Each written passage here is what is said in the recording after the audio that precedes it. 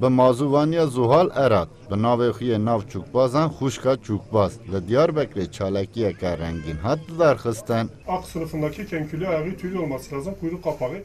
د چالکی دا جوره این که وکن کل دیار بکر تین خودی کرن جالی سرک کوملا چوکبازن دیار بکر حسن حسین توجو و حتی ناسین و هر بالنده آنگو که وکه کیجی پوزدان کامرایا. دورا 35 ساله که وکا خودی دکم و yani diroka kevoka la amede ne kure ser inanca maji ne zede ciddiye jbovi kevoka khudi dikin inanca cigirtiye mesela qala Hazreti Nuh dükün mesela emjerd bin aştiye mizgina aştiyaniye Hazreti Nuh Hazreti İsa gava Zekeriya peygamber bir vaftiz dike به امر خود کوک یعنی ملیاکت تن منا شکل کوکا تن بر حضرت عیسی وی بپارزه جبو وی بپارزه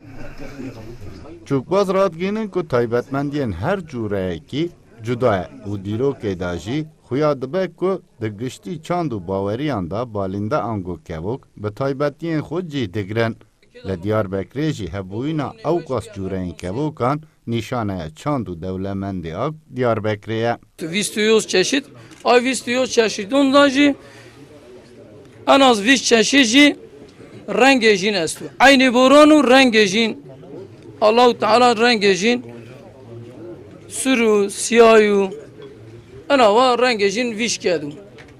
Rengejin viş kedu çünkü rengejin veş bu endijma haskein. د چالکیه رنگینا کوکان دا هات را گهاندن که مبش و چالکیه اوه که چاندا کهونا رو دیرو که یا کوکان و گریدای به همو جیهانه داناسینه. صدق ارن کردستان 24 دیاربکر